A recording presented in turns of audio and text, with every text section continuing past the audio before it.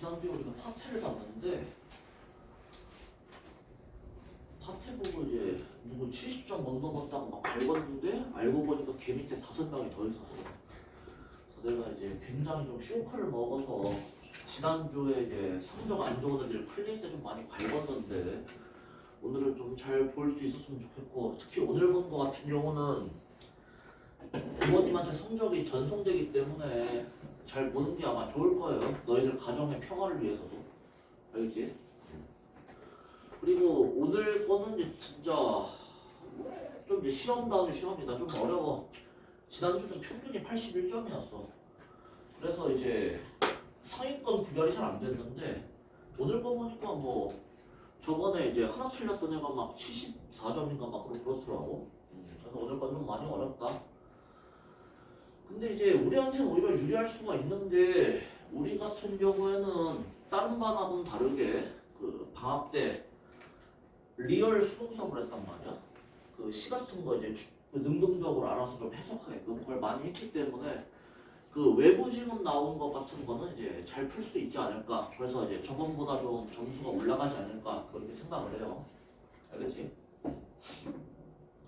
그러니까 이제 난이도 상승의 주요 요인이 외부 지문 좀 많이 포함이 돼가지고 그런 것 같은데, 그래서 이제 우리한테 좀 유리하지 않을까 그렇게 일단 이렇게 생각을 하고 있어. 방학 동안 내내 한 뒤에 그 시 혼자 해석하는 거 뭐 그거 했었으니까. 알겠죠? 그래서 오늘 일단은 진도 마무리하고 좀 쉬었다가 바로 이제 거기 시험 볼 건데, 그 전에 이제 너네들 질문 많았던 거 하고 그 다음에 그 내가 그 보니까 설명문 잘못했던 부분이 있어서 그것만 좀 수정하고 갑시다. 일단 그 산수유나무 농사에서 그늘의 의미가 뭐야? 그늘의 의미. 그늘이라는 게 이제 그 어떤 그 위안, 휴식 여기 나와 있죠. 그렇지? 위안하고 휴식 이런 거란 말이야. 그렇지? 근데 마음의 그늘은 뭐야?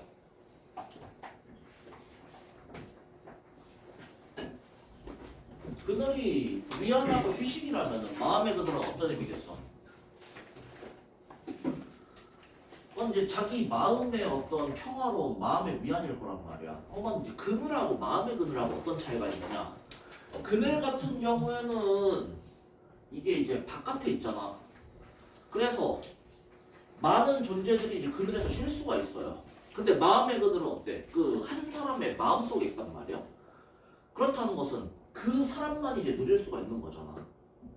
그래서 자기만 누릴 수 있는 이 마음의 평화랑 위안 이런 것들이 옥말려든다고 쪼그라든다고 불평한 사람들이 그래서 이기적인 거라고. 알겠지? 그늘하고 마음의 그늘 차이 알겠어요? 그늘은 다른 사람들, 다른 모든 존재들도 이제 같이 누릴 수 있는 거. 그래서 그늘 농사를 짓는 게 뭐야? 모두가 누릴 수 있는 어떤 미안하고 휴식을 넓혀가는 거기 때문에 그러한 그늘을 넓혀가는 산수유나무가 남을 배려하는 존재가 되는 거야. 그리고 마음의 그늘은 자기만 누릴 수 있는 어떤 미안하고 휴식 같은 거잖아. 그런 게 옥말려든다고 불평한 놈들은 그래서 이기적이고 남에 대한 배려가 부족한 거라고. 알겠지? 마음의 그늘하고 이제 그늘의 차이점을 일단 알아야 되고, 그 다음에 이거 있잖아. 꽃하고 그늘. 야, 여기에서 그늘이 일단 좋은 건 알지? 꽃은 나쁜 건가? 꽃은 나쁜 거 아니에요. 응? 그래서 여기에 이제 대구법이 사용되었으니까 그늘하고 꽃하고 뭐 의미상 대비가 된다 이렇게 생각할 수가 있는데 전혀 아니라고. 꽃하고 그늘하고 다 뭐야? 다 이제 산수유나무의 생산물, 그 결과물이란 말이야. 둘 다 긍정적인 거예요. 둘 중에서 뭐가 더 가치가 있고 이런 것도 알 수가 없어. 그냥 둘 다 산수유나무가 만들어낸 생산물, 좋은 거다 이렇게 생각하시면 된다고. 알겠지? 일단 그걸 좀 조심을 해라라는 거. 그 다음에 모의고사 할 때 내가 좀 영상 보니까 잘못 설명한 게 있어가지고 그걸 좀 잠깐 수정 좀 하고 갈게요. 뒤쪽에 있나?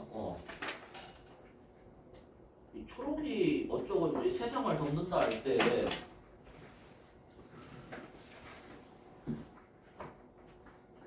뭐야 여기도 서리법이라고 되어 있네.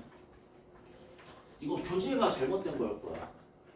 뭐 있잖아 내가 설명할 때 얼마나 많은 잔뿌리들이 발끝에 힘주고 있을까 이거 서리법으로 설명한 것 같은데 이거 설이 아니에요. 그래서 이제 초록 어쩌고 저쩌고 이거 있잖아 이 시에는 서리법 쓰인 데가 없어. 서리법 한 군데도 안 쓰였어요. 알겠지? 이거 교재가 잘못된 거니까 여기 X표 쳐놓읍시다. 이 시에는 전체적으로 이제 서리법이 없어. 초록 어쩌고 저쩌고에는 이제 서리법이 없다. 알겠지? 요거 좀 이제 수정해야 되고 다음에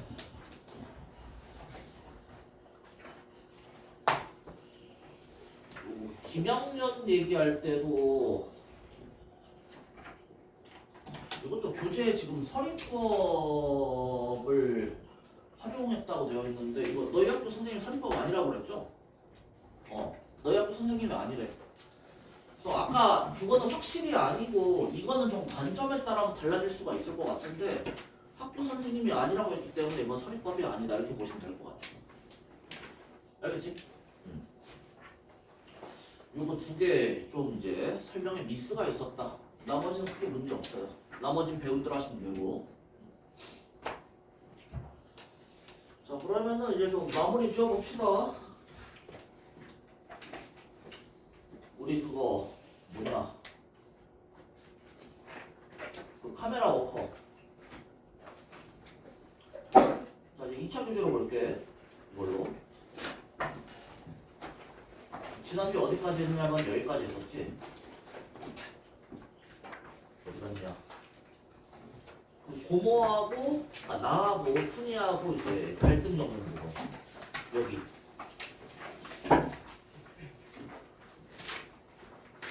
여기까지 했던 거 기억나나?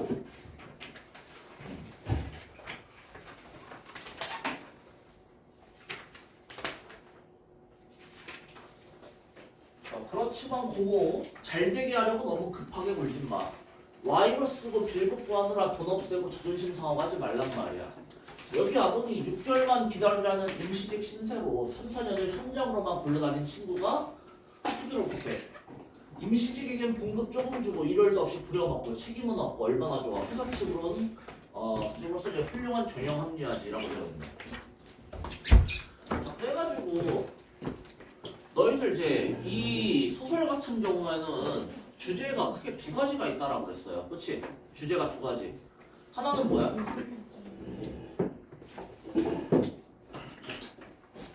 주제 하나. 첫 번째.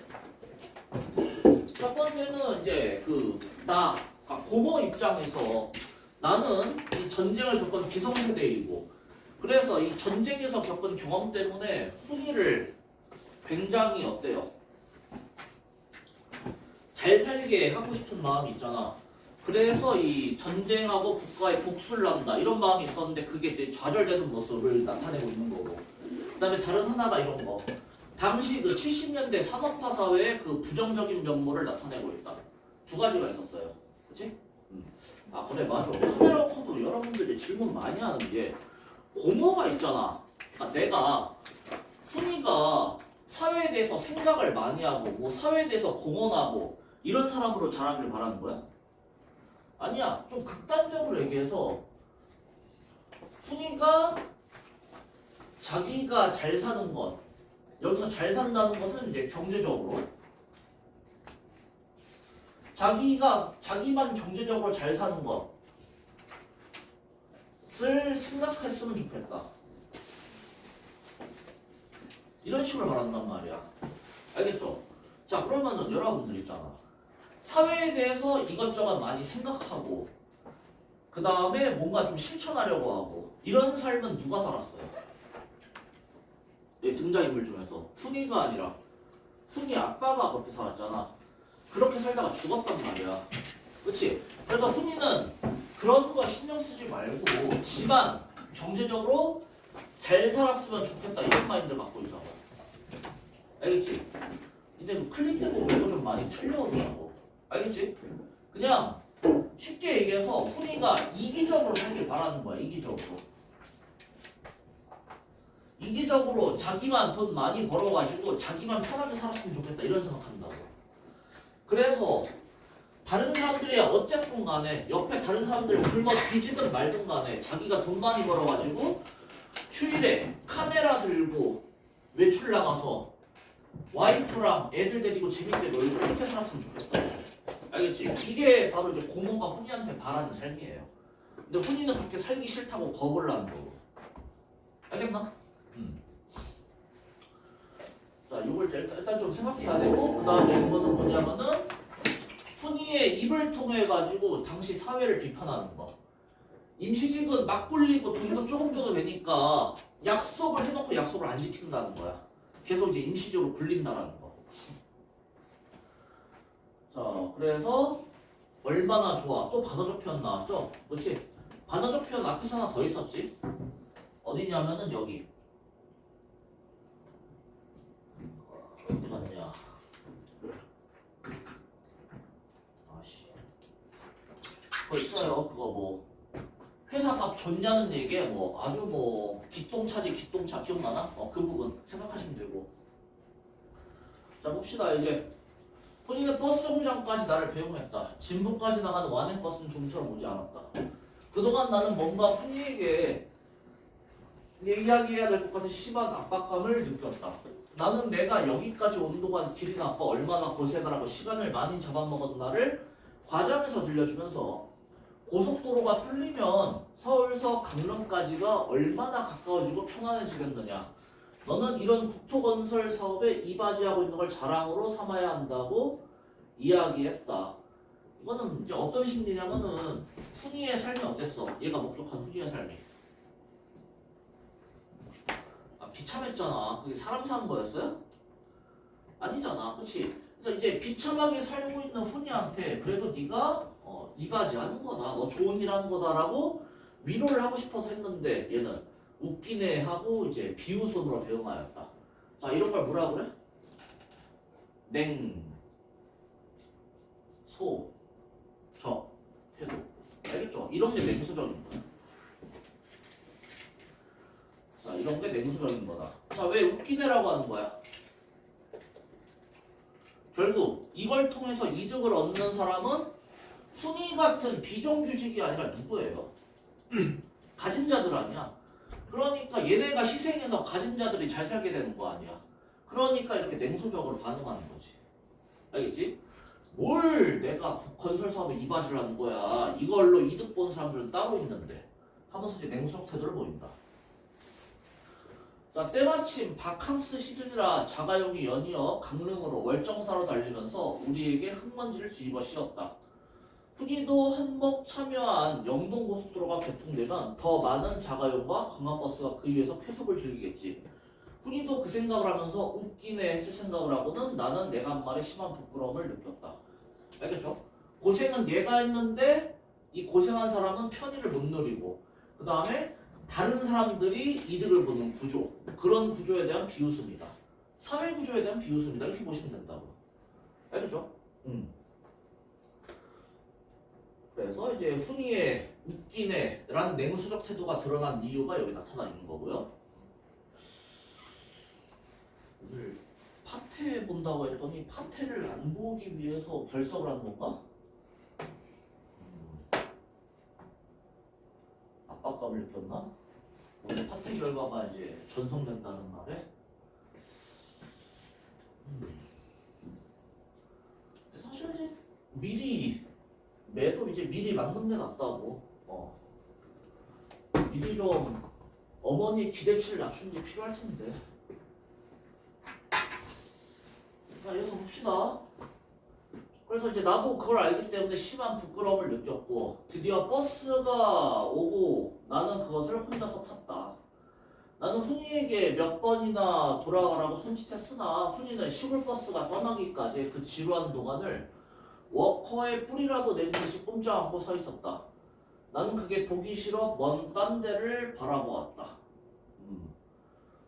논의 벼는 비단폭처럼 선연하게 푸르고 옥수수밭은 비로도처럼 부드럽게 푸르고 먼 오대산 연봉의 기상은 웅장하고 오대산에서 흘러내린 맑은 물이 도처에서 내와 개울을 이루고 있다. 아름다운 고장이다. 이 땅 어디 메고 아름답지 않은 곳이 있으랴. 자 여기서 이제 이게 자연환경 묘사잖아. 자연 풍경을 묘사하는데 이 자연 풍경이 지금 뭐랑 대비가 돼요? 순위의 그 비참한 상황하고 대비가 되고 있지. 그치?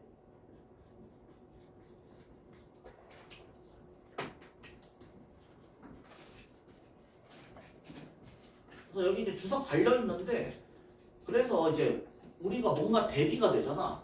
대비가 되면 기본적으로 얻는 효과가 뭔가를 부각하는 거야. 부각하는 거. 알겠지? 그래서 현실의 비극성을 부각하는 강조한 효과가 나타난다. 아니 그래서 뭐 그렇잖아. 자 너희들도 이제 보면은 그냥 뭐 다들 그 나쁘지 않아요. 그 다들 그냥 괜찮게 생겼어. 자신감을 가져도 좋아. 너희들 정도면은 뭐 이제 얼굴 보고 뭐 혐오감을 갖는 여자들은 없을 거야. 남자들도 그렇고요. 알겠지? 근데 이제 너희가 그냥 혼자 있으면 상관이 없는데 너희 옆에 차은우랑 서강준이 오는 순간 너희는 그냥 그 추남이 돼버린다고. 알겠지? 걔네가 너무 잘생겨서 상대적으로 너희가 부각이 된단 말이야. 알겠지? 서강준하고 차은우가 너희들의 못생김을 부각시킨다고. 어떤 느낌인지 알겠어요? 이래서 이제 대비 효과라는 거지 그게. 비참한 상황과 대비시켜서 부각한다. 자, 그러나 아직도 얼마나 뿌리내리기 힘든 고장인가. 훈이가 젖먹이 일적 그때 그 지랄 같은 전쟁이 지나가면서 이 나라 온 땅이 불모하에 사람들의 삶의 뿌리를 송두리째 뽑아 던져지는 걸 본 나에게 지레의 겁을 먹고 훈이를 이 땅에 뿌리내리기 쉬운 가장 무난한 품종으로 키우는 데까지 신경을 써가며 키웠다. 이게 이제 나의 내적 독백이죠. 내적 독백이라는 거는 이제 혼자 말을 하는데 이걸 이제 입 밖으로는 얘기하지 않고 자기 마음을 독백 형식으로 이렇게 표현을 하는 거야. 어렵지 않지?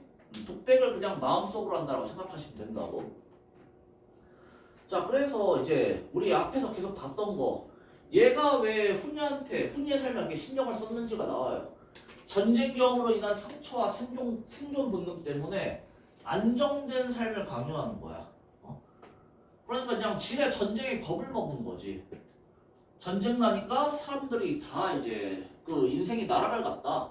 그러니까 너는 이제 좀 안정된 삶을 사는 게 좋을 것 같다 해서 이렇게 키웠어. 막 그 이것저것 신경 써가면서, 그렇지? 그리고 그 안정된 삶이라는 게 뭐냐면은 뭐가 재진술된 거냐면은 아까 얘기한 것처럼 다른 사람들한테 신경 쓰지 말고 그냥 자기만 잘 사는 거. 그런 거랑도 연결이 된단 말이야.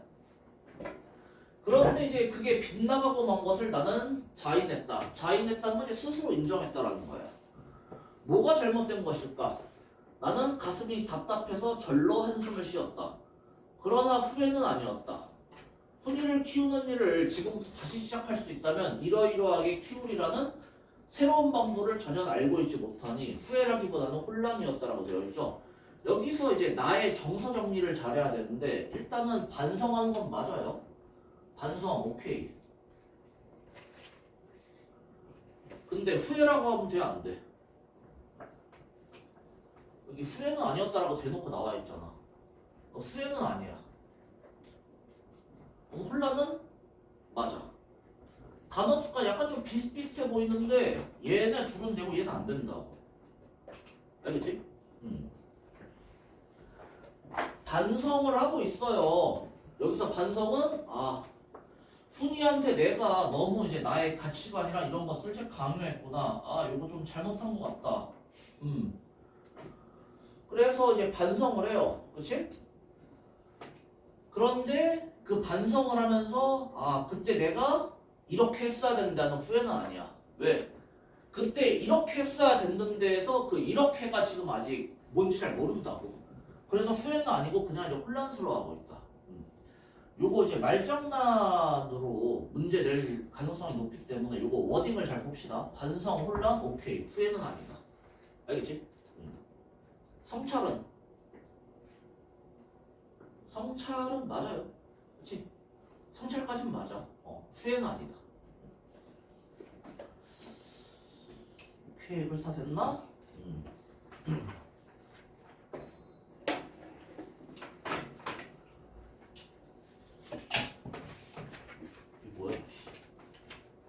만드신 분이 좀 졸면서 만들었나? 이거는 산수유나무에 들어가야 되는 거지? 자, 그래서 줄거리, 이 소설은 줄거리 파악이 가장 중요하거든? 여기 이제 줄거리 정리한 거니까 너희들이 이제 잘 보시면 되는데, 이게 이제 나의 소망과 훈이의 현실의 대비를 통해서 이제 줄거리를 정리한 거야. 알겠죠? 그리고 여기서 중요한 거 뭐냐면은, 훈이가 이제 나에 대해서 어떻게 생각을 해? 자기 고모, 내가 고모죠? 훈이가 이제 고모, 나에 대해서 어떻게 생각을 해? 부정적으로 생각하잖아. 맨날 이제 고모한테 대하는 태도 보면은 뭐 이제 말없이 쏘아보았다, 뭐 비웃었다, 되게 이제 냉담하게 냉소적으로 대한단 말이야. 그렇지? 그럼 그렇다고 해서 고모 말을 안 듣느냐? 그건 아니야. 지난 시간에 한 거 기억날지 모르겠는데 훈이의 태도는 고모랑 할머니 말을 어느 정도 수용은 해요. 어느 정도 수용을 해. 수용을 하지만 그러면서도 주체적으로 살아가려고 한다. 이거지. 그러니까 이제 뭐 고모랑 할머니의 말을 뭐 거부한다. 뭐 말을 잘 안 듣는다. 시킨 대로 안 한다. 뭐 이런 식으로 선택지가 뭐 틀리다고. 이것도 이제 조심해야겠죠. 말을 들어. 이과 가라니까 이과 가고, 해외 취업하지 말고 국내 취업하니까 국내 취업했어. 말 수용한다고. 알겠지? 말을 수용하면서도 주체적인 태도를 갖고 있는 거라고. 헷갈리지 말자. 다음에 이건 앞에서 했던 거죠? 지난 시간에 카메라랑 워커의 상징. 카메라, 경제적으로 안정되어 편안하게 여가를 즐기는 삶. 이게 내가 훈이한테 강요하는 삶. 근데 훈이 입장에서는 경제적으로 여유 있지만 기성세대, 나에 의해서 강요되는 삶. 카메라의 상징인 거지. 이거 두 가지는 이제 서술형으로 나올 수가 있기 때문에 너희들이 그 의미를 좀 서술형을 적을 수 있어야 될 거예요. 워커, 고단한 노동 현실과 사회에서 무시받고 가난하게 고생하며 사는 삶. 이 워커가 언제 나와? 훈이가 저기 영동고속도로 현장에 취업했을 때 그때 나오는 소재지. 그 다음에 훈이는 거기에서 스스로의 처지에 대해서 부정적으로 생각해. 가난하고 힘겨운 비정규직이지만 스스로 감당하고 버티겠다고 다짐한 삶이다. 여기서 또 조심해야 되는 거. 훈이가 지금 자신의 삶에 대해서 긍정적으로 생각하고 있다라고 하면 맞아요? 틀려요? 틀려요. 그러니까 이게 물론 이제 나가 강요한 삶은 아니야. 얘가 이제 극복하겠다고 다짐한 삶이잖아. 그치? 감당하고 버티겠다. 극복하겠다고 다짐한 삶이거든. 근데 버티겠다, 감당하겠다, 극복하겠다라는 말은 뭐가 전제가 되니? 그 상황 자체가 부정적이라는 게 전제가 돼. 알겠지? 그러니까 어쨌건 간에 훈이가 고속도로에서 그렇게 사는 거에 대해서 나나 훈이나 다 부정적으로 여기는 건 똑같지만 훈이는 거기에 대한 극복 의지를 보인다. 이렇게 해야지 맞는 표현이 되는 거라고. 알겠지?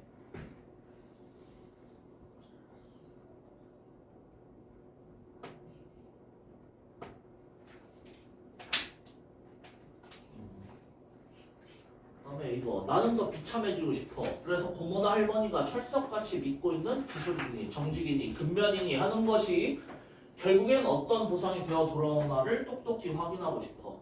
기성세대가 자신에게 강요한 삶이 이제 잘못되었다라는 걸 이제 보여주고 싶어하는 그런 내용이죠. 그래서 나는 이제 주체적으로 한번 살아보겠다. 당신들이 강요한 삶을 살지 않겠다. 이런 거에 대한 표현이라는 거.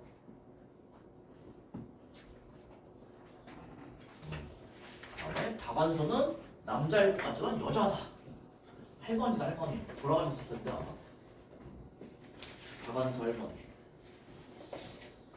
뭐 이런 거는 이제 아마 수행평가에나 나올 법한 거니까 이건 굳이 안 봐도 될 것 같아요.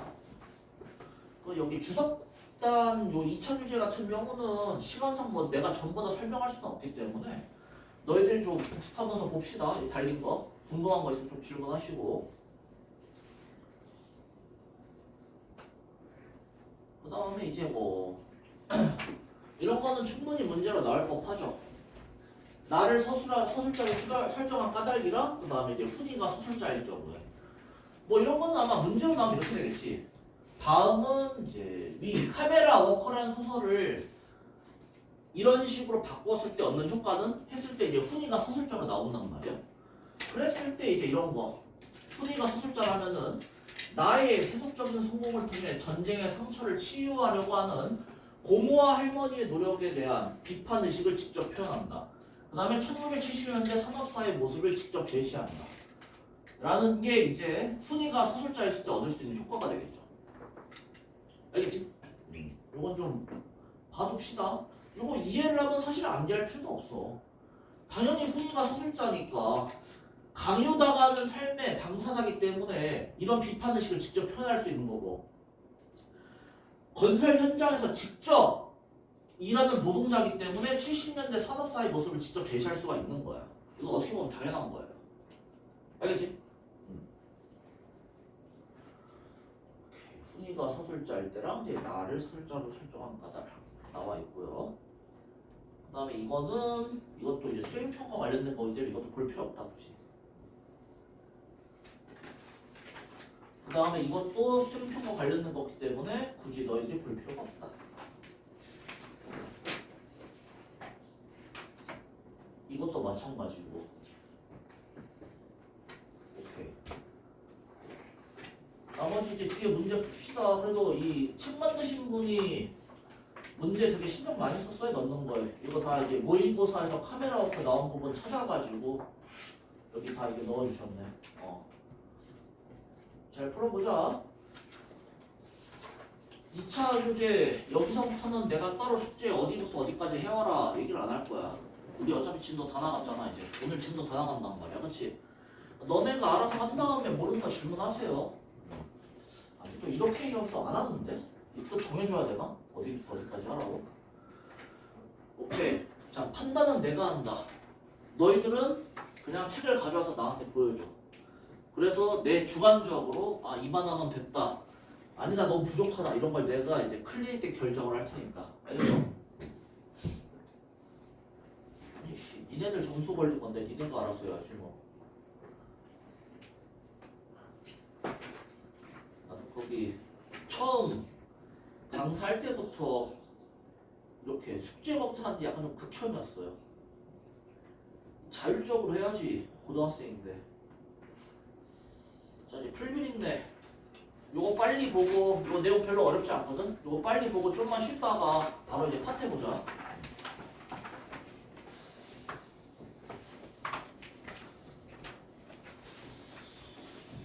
일단은 이제 교술갈래라는 말이 낯선 사람도 있을 텐데, 교술갈래 뜻 모르는 사람 여기 좀 대략적인 뜻 알아두자. 구체적 사실이나 글쓴이의 경험과 사색을 서술하여 독자에게 전달한 문학 양식이에요. 그래서 발상과 표현면에서 글쓴이의 개성이 잘 드러나며 형식이 자유롭다. 니네가 교술갈래라는 말은 처음 들어보지만 교술갈래에 속하는 작품들은 공부한 적이 있어.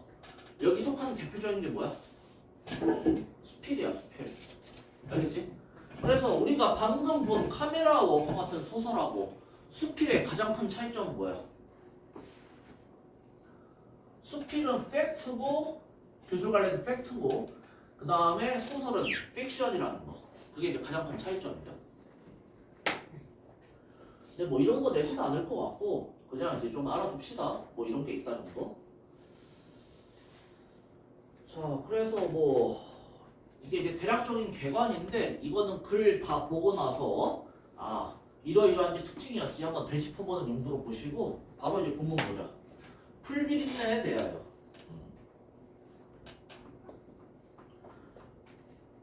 자, 첫 부분. 광주 비엔날레에서 태구의 수라시 꾸솔웡이라는 작가의 감성적 기계라는 작품을 본 적이 있어요. 자, 그래서 그 감성적 기계라는 작품은 뭐냐? 1965년형 자동차에서 엔진과 핸들, 타이어, CAC 등을 완전히 제거하고 차체를 뒤집어 그네 침대로 설치한 것이다. 그러니까 이제 자동차가 우리가 일반적으로 알고 있는 기능, 사람들 이제 운반하는 기능에서 벗어나서 이제 예술품이 된 거지. 그쵸? 자동차가 이제 탈 것에서 이제 예술품으로 바뀌었어. 그네 옆에는 타이어를 비롯한 부속을 재활용해 만든 의자들이 놓여 있었다. 차체로 만들어진 그네 침대 속에서 아이들이 텔레비전을 보고 있는 동안 나는 타이어를 쌓아 만든 의자에 걸터 앉아 그 감성적 기계를 바라보았다.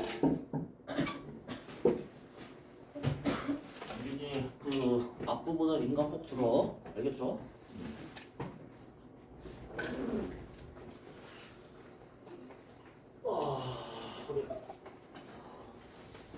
자, 흔히 달리는 무기라고 불리는 자동차가 완전히 해체됨으로써 새로운 용도로 거듭난 모습은 예술 고유의 전복성을 보여줄 뿐만 아니라 자동차에 대한 생각을 곱씹어 보게 했다. 자, 그러니까 여기에서 그 감성적 기계라는 작품, 이게 이 수필에서 어떤 용도예요? 수필에서 기능이 뭐야? 얘가 이제 자동차에 대한 생각을 곱씹어 보겠다. 자동차에 대해서 성찰하게 되는 계기가 되는 거야. 자동차에 대한 성찰의 계기. 알겠죠? 자, 그래서 그 무렵 하면서 이제 그 과거 회상을 하는데 나는 초보 딱지도 떼지 않은 상태여서 자동차가 주는 편리와 불안을 아주 예민하게 느끼고 있었다. 편리와 불안은 뭐 너희들도 이해하기 쉬운 거야. 일단 자동차 있으면 편해요. 너네 지금 뭐 대부분 학원 올 때 버스나 지하철 타고 다니지? 나도 옛날에 이제 버스나 지하철 잘 탔는데 딱 차 사고 나니까 버스랑 지하철 못 타겠어. 차를 사고 나니까 이제 못 타겠어요, 진짜. 차가 너무 편하거든. 버스랑 지하철은 어때? 기다려야 되고, 그 다음에 뭐 배차 간격 꼬이면은 되게 막 밖에서 막 서 있어야 되잖아. 차는 그런 게 없어서 되게 이제 편하단 말이죠. 너희들도 이제 나중에 차 사게 되면은 이거구나 바로. 나는 다시는 지하철과 버스를 탈 수 없는 몸이 되어버렸어. 뭐 이렇게 생각을 할 거야. 알겠죠? 뭐 불안은 당연히 그거지. 사고. 뭐 이제 보통 그 여자들 가운데서 이제 무서워서 운전 못하는 사람들이 많아. 그러니까 좀 쉽게 놀라는 사람들 이제 운전 같은 거 하면 안 되거든. 사고 위험성이 너무 커가지고. 그런 거 얘기하는 거야. 자, 그리고 이제 화자의 상황. 일단 이제 수필도 기본적으로 어떤 그 줄거리 비슷한 게 있기 때문에 이런 거 좀 잘 봐둡시다. 자, 여기 필자의 상황. 면허를 따놓고 5년이 넘었어요. 차를 살 생각이 별로 없었어. 알겠지? 이 당시 상황이야. 자, 근데 이제 아이들을 데리고 객지로 이사한 이후로는 하나부터 열까지 내 손으로 해결해야 했고 어쩔 수 없이 운전을 하게 되었다. 물론 처음엔 출퇴근 때나 장을 볼 게 많을 때만 차를 가지고 다녔다.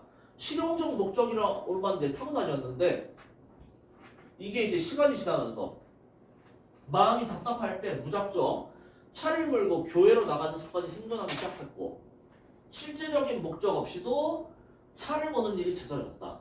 그러니까 이제 처음에 비해서 태도가 바뀌었어요. 원래 이제 실용적인 목적으로만 사용했는데 나중에 이제 특별한 목적 없이도 그냥 차를 운전을 하는 거야. 누구의 방해도 받지 않고 나를 어디로든 데려가 줄 수 있는 밀폐된 공간에 자동차 재진술이겠지? 거기에 이제 그렇게 조금씩 길들여져 갔다. 자, 그러면서 이제 스웨덴의 생태학자인 에민 탱수렘은 자동차라는 물건이 자기 자신의 영토 안에 머물고자 하는 의지와 이 영토 밖으로 움직일 필요성을 동시에 충족해준다라고 말한 바 있다. 스웨덴의 생태학자 정도면은 나름 거물이겠지. 유명한 사람. 그래서 이런 걸 뭐 이제 전문가 또는 이제 권위자의 말을 인용하여 뭐 자동차의 속성을 설명하였다. 이런 식으로 이제 서술 방법을 평가할 수가 있어요.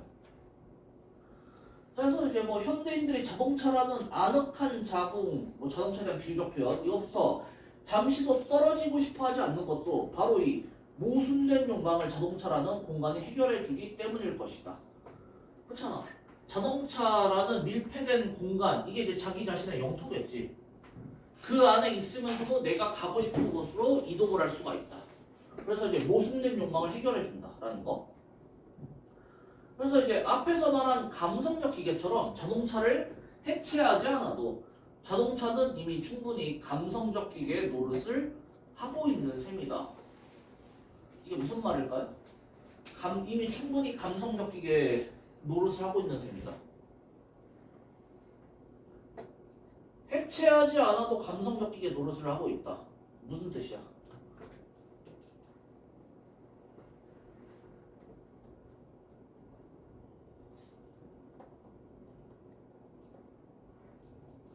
자동차를 해체하지 않아도 충분히 감성적인 기계 노릇을 하고 있다.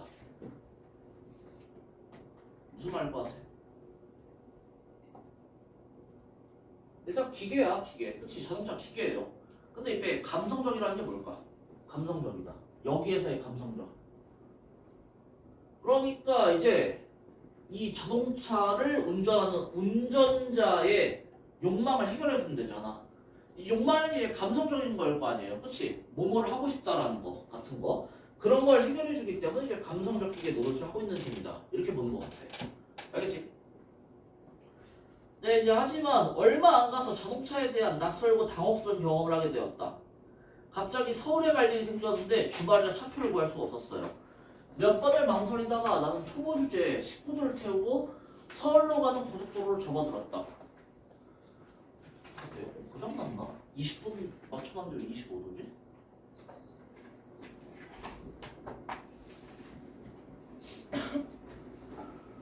자, 긴장을 해서인지 무사히 서울에 도착해서 일을 보고 다음날 밤에 광주로 돌아올 수는 있었다. 근데 밤에 고속도로를 달리다 보니 차창에 뭔가 타닥타닥 부딪히는 소리가 났다. 여기 이제 풀벌레가 날아다니다가 차에 부딪혀서 이제 죽는 소리다 라고 얘기를 해요. 자, 처음엔 그저 속도 때문에 모래알갱이 같은 데 튀는 소리라니 했다. 다음날 아침 출근하려는데 유리창은 물론 앞범퍼에 푸르 축축한 것들이 잔뜩 엉겨 있었다. 이게 뭐야? 이게 바로 수많은 풀벌레들이 달리는 차체에 부딪혀 죽은 잔해였다. 그러니까 내가 이제 운전하면서 요 이제 약간 좀 시골 같은 데 갔나 봐. 그래서 이제 벌레들 막 날아다니는 데를 차로 가다 보니까 얘네들을 다 박아서 죽였다는 거죠. 자, 마치 거대한 모터 주위에 두텁게 쌓여있는 먼지 뭉치처럼 말이다. 그것을 닦아내려다 나는 지난밤 엄청난 범죄라도 저지른 사람처럼 손발이 후들후들 떨려 도망치듯 세차장으로 갔다. 자, 여기에서 화자의 심리는 뭐야? 엄청난 범죄라도 저지른 마냥. 그러니까 풀벌레가 사람은 아니지만 어때요? 하나의 생명이란 말이야. 어제 얘가 대량 학살했다는 거죠. 그래서 그런 거에 대해서 죄의식하고 충격을 느꼈다는 거지. 자, 세차장으로 가서 세차기계의 물살에도 엉겨붙은 풀벌레들의 흔적은 완전히 지워지지 않았다. 운전대를 잡을 때마다 풀비린내는 몸서림치는 기억으로 남았고 나는 손을 씻고 또 씻었다. 자, 요게 제목이 이제 풀비린내에 대하여였잖아. 풀비린내라는 것이 아주 이제 중요한 소재가 되겠죠. 그래서 요거는 이제 서술형을 쓸 수가 있어야 될 거야.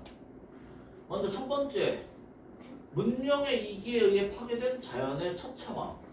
쉽게 얘기하면 뭐야 이게? 풀비린내가 이 풀비린내라고 되게 순화해서 쓴 거고 사실은 이제 풀벌레 시체 비린내예요. 풀벌레 시체에서 나는 그 냄새 그거에 이제 풀비린내라고 순화시켜서 표현한 거야. 연서야 노! 졸고 있어 앞에서. 풀벌레 시체 비린내. 알겠지? 그래서 이제 자연의 처참함을 보여주기도 하면서 동시에 이게 이제 기억으로 남았고 내 기억 속에서 없어지지 않는다라고 하잖아. 그래서 생명을 파괴했다는 나의 그 죄의식으로 볼 수도 있다라는 거지. 죄의식으로 남아서 없어지지 않았다. 알겠죠? 그래서 이제 손을 씻고 또 씻었다. 이 행동은 뭐야? 요거랑 연관지어가지고 나의 그 끔찍한 기억을 지우고 싶어하는 내면 심리가 투영된 행동이다 이렇게 볼 수가 있는 거고. 자, 그래서 이제 시속 100km 정도의 속력에 그렇게 많은 풀벌레가 지지겨졌다는 것도 믿기 어려웠지만 이런 살상의 경험을 모든 운전자들이 초경처럼 겪었으라는 사실이야말로 나에게는 예상치 못한 충격이었다. 또 글쓴이 되게 모범운전하는데 고속도로 밤에 고속도로에서 100밖에 안 밟는다고? 이게 말이 되나? 내가 그 뭐지? 요즘은 안 그러는데 예전에 차 처음 사고 나서 저기 이제 경상도에 통영이라는 데가 있어요. 거기를 가는데 학원 선생님들 어차피 월화이시잖아. 월화는 이제 주말하고는 다르게 뻥 뚫려 있단 말이야. 거기를 그래가지고 내가 이제 차가 큰 차는 아니고 소나타거든. 타고 가는데 앞에 없으니까 이제 막 밟았어요. 보니까 이제 160, 170 막 이렇게 올라가는 거야. 차 속도가. 그래서 너 혹시 너희가 운전하진 않을 테고 부모님 차 탔을 때 부모님이 그렇게 밟으시는 분이 계신가? 없죠? 안 계시죠? 아무래도 이제 가족이 타고 있으면 안전운전을 하시지. 근데 혹시 또 몰라. 혼자 타실 때는 이제 또 이제 그 스피드 레이서의 본능이 살아나가지고 혼자 있을 때 밟으실지도 몰라요. 어쨌건 간에 이제 이게 170, 180 넘어가면은 차 옆에서 소닉붐 같은 게 일어나서 윙 하면서 막 이제 공기 찢어지는 소리 막 비슷한 게 막 나면서 차가 좀 흔들린단 말이야. 근데 이제 그 당시에 난 20대였기 때문에 스피드를 즐기는 약간 그 낭만을 즐기는 사람이었다고. 그래서 계속 쭉 밟았어. 딱 200이 넘었어. 200이 넘은 상태에서 도로가 이제 고속도로가 이렇게 오르막길을 가다가 이렇게 내려가는 부분이 된 거야. 여기에서 내가 200 밟았거든. 그랬더니 차가 이렇게 날랐어요. 날라가지고 딱 떨어지는 거야. 그러면서 이제 차가 위에서 떨어지면서 차선 미끄러지면서 막 끽 하면서 막 그래가지고 그때 이제 와 잘못하면 뒤지겠다 싶어서 이제 그 다음부터는 내가 딱 160까지만 밟거든. 그 이상은 안 밟고. 그래서 보통 이게 정상인데 이 아줌마는 100까지밖에 안 밟았다.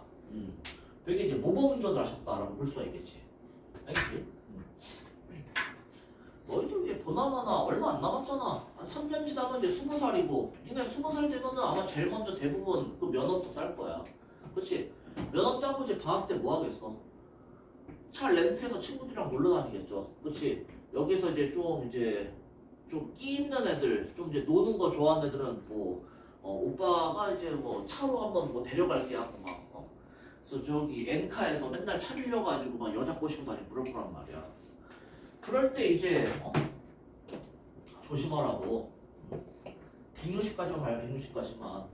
어차피 니네 20살 때 차 빌려봤자 그 뭐 조그만 차 뭐 아반떼나 빌릴 텐데 아반떼 갖고 그렇게 밟으면 진짜 뒤집어져요. 조심해야 된다고. 뭐 여기서 또 코웃음 치는 사람도 있겠지. 우리 집이 얼마나 부자인데 성인만 되면은 아버지가 포르쉐를 뽑아주기로 했어. 뭐 이런 사람도 있겠죠.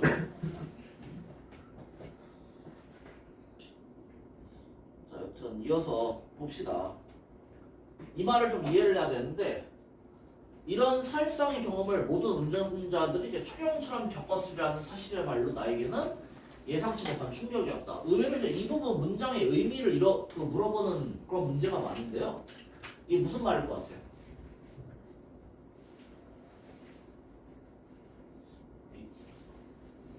초경이라는 게 너희들 다 알지? 그 이제 여자들 달거리 하는데 초경은 이제 처음 겪는 달거리야. 그리고 이제 여자라면은 무조건 겪는 거란 말이죠. 그렇지? 그러니까 이 문장의 의미는 뭐냐? 이런 살상의 경험을 모든 운전자들이 다들 여기서 초경이라는 거는 의미가 초경처럼 겪었다라는 거는 여자가 달거리 하는 것처럼 무조건 모든 운전자들이 무조건 다 한 번씩은 겪었을 것이다. 이런 의미를 내포한다고. 알겠지? 그래서 내가 이게 왜 충격이냐? 아니 다른 운전자들도 다들 나처럼 고속도로 달리다가 풀벌레를 대량 학살한 경험을 다 했을 텐데 그래도 아무렇지 않게 차를 몰고 다닌다고? 라는 생각에서 나오는 충격이야. 알겠죠? 요거 문제로 많이 나오니까 문장 의미 제대로 이해를 해야 된다. 이러한 대량 학살의 경험을 모두 운전자들이 여자들이 초경하는 것처럼 다들 필수적으로 겪었을 텐데 그럼에도 불구하고 차를 운전한다고? 라는 생각에서 나온 충격이야. 알겠죠? 자, 그러면서 나는 인간에게 안락한 공간이 다른 생명을 해칠 수 있다는 자각이 그제서야 찾아왔다. 나에게 편안한 자동차 때문에 다른 생명이 죽을 수가 있겠구나라는 자각이 이제 찾아오게 되었다. 이게 이제 풀비린내에 대해서 글 쓰니까 성찰을 하는 거죠. 자, 그러면서 이제 옛날 티베트의 승려들은 입을 열어 말을 할 때마다 공기 중에 미생물을 죽이게 될까봐 얼굴에 7겹의 천을 두르고 다녔다고 한다. 오버하네, 그치? 이렇게까지? 어쨌든 간에 이제 이 사례가 뭐야? 이 사례는 미물일지라도 생명 있는 존재를 보호하고 지키는 데 생명 존중 사상을 보여주는 거야. 그다음에 이게 이 글의 주제하고 연결이 돼요. 이 글의 글쓴이는 있잖아. 지금 생명의 가치를 어떻게 보고 있냐면은 인간뿐만 아니라 풀벌레 같은 하찮은 미물의 생명도 소중하다라는 생각을 지금 하고 있는 거잖아. 그치? 그러한 이제 글쓴이의 생각을 티베트 승려의 사례를 통해서 이제 좀 더 잘 보여주고 있다는 거. 자, 그걸 생각하면 자동차를 몰고 다니는 것 자체가 엄청난 살생행위라고도 말할 수 있을 것이다. 자동차 타고 다니면서 자꾸 다른 생물들을 치게 되니까, 그렇죠? 자, 근데 그렇다고 하루아침에 차를 없앨 수도 없는 형편이어서 나는 자동차에 대한 태도를 정리할 필요를 느꼈다. 차를 유지하되 사용을 최소화하고 의존도를 낮춘 선에서 타협할 수밖에 없었다. 그래서 이것도 중요해. 지금 얘가 차에 대해서 어떻게 인식을 하고 있어? 차를 타면은 생명들을 대량으로 살상할 수밖에 없다 라고 인식을 하지만 그렇다고 해서 차를 타지 말자가 아니라 뭐예요? 차를 타긴 타는데 실용적인 용도로만 사용하자. 사용을 최소화하고 의존도를 낮추자. 이게 이제 주장이라고. 나의 주장. 알겠지? 차에 대한 글쓴이 주장 잘 봐야 돼요. 차를 없앤다 안 탄다는 게 아니라 의존도를 최대한 낮추자는 거야.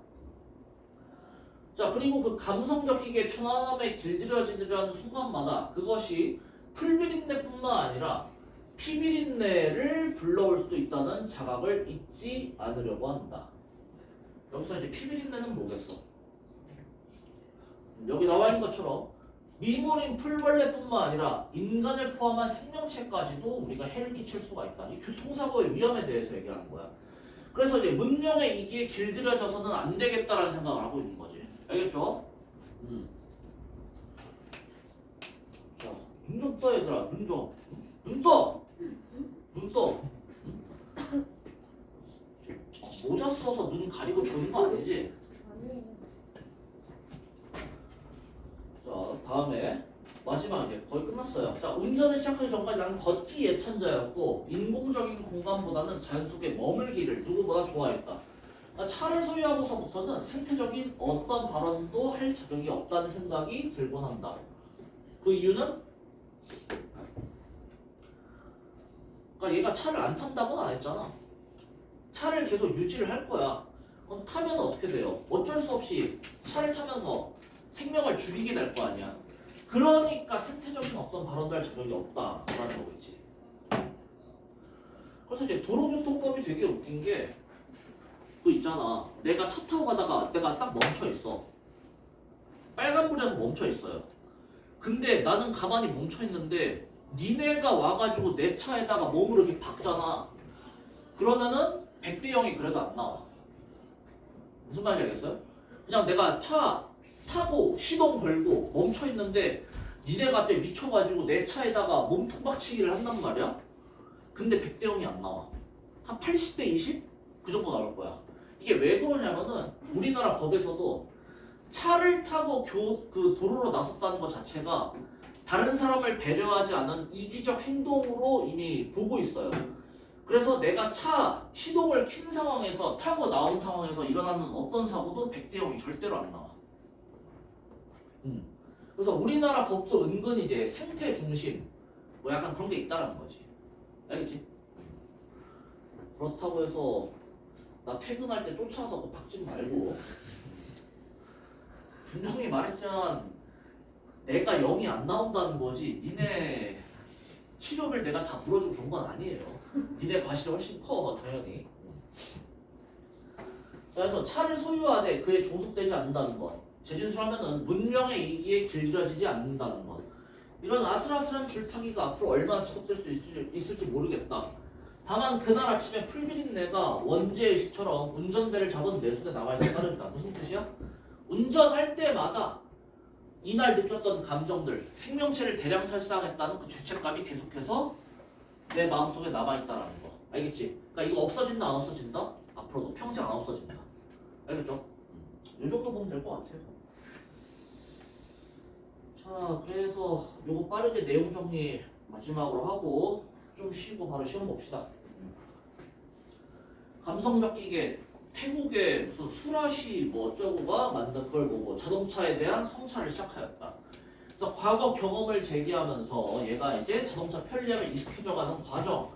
그리고 얘가 차 타고 갔을 때 풀벌레를 대량 학살한 경험을 통해서 충격을 받았다. 그리고 이제 자동차에 대해서 태도를 다시 곱씹게 되었다. 그래서 자동차에 대한 태도를 어떻게 정리했어? 없애진 못한다. 타긴 탈 건데 최소한의 의존. 그러니까 정말 필요할 때 아니면 안 타겠다. 이런 태도죠. 낯설고 당혹스러운 경험. 이거 계속 얘기한 거. 그 다음에 이제 경험을 하기 전과 후. 자, 가장 처음은 어땠어요? 필요할 때만 자동차를 가지고 다녔다. 실용적인 목적으로만. 근데 그게 점차 목적 없이 차를 보는 뭐 기분 전환이라든가 이런 걸로 차를 보는 일들이 늘어났고, 근데 이제 경험, 어떤 경험? 풀벌레들을 대량 학살한 경험, 고속도로에서. 그 경험을 하고 난 다음부터는 생명을 줄인 것에 대해서 죄책감을 느끼고 자동차를 몰고 다니는 것 자체가 살생 행위임을 자각하게 되었다. 그래서 내가 차를 계속해서 소유하고 있기 때문에 나는 생태적인 발언을 할 자격이 없다라고 느끼고 있죠.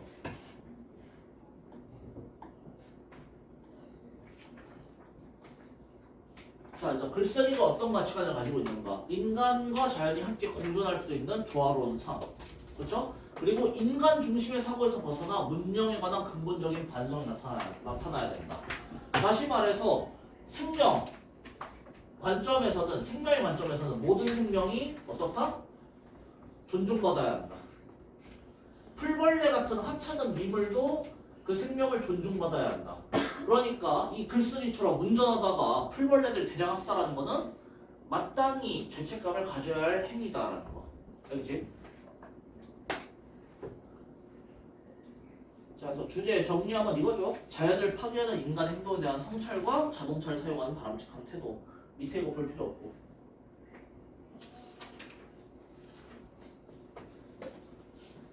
공감한 부분. 이거 좀 봐줍시다 그냥. 이거는 아예 그 수업 내용하고 상관없는 거 아니기 때문에 문장 한번 봐주시고 이거는 밑에 필요 없고. 오케이, 끝났네. 자, 좀만 쉬다가 오늘의 파이널 테스트 진행한다.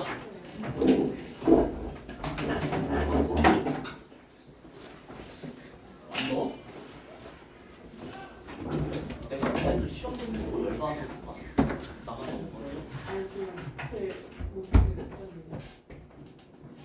뭐 지난번 시험에서? 이번 저희가 마지막 날.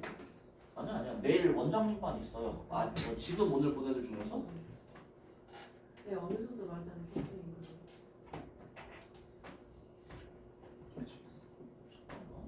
네, 지금 성구랑 가족학교랑 어제 시험 똑같아요. 시험 배운 게 나는데 시험 좀 똑같아.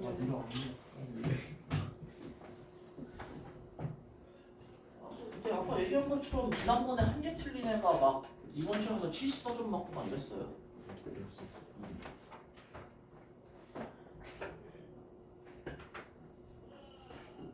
그러니까 너도 지난번 점수 유지하면 점수가 올라가겠지 아무래도. 왜? 지금 해도 되지.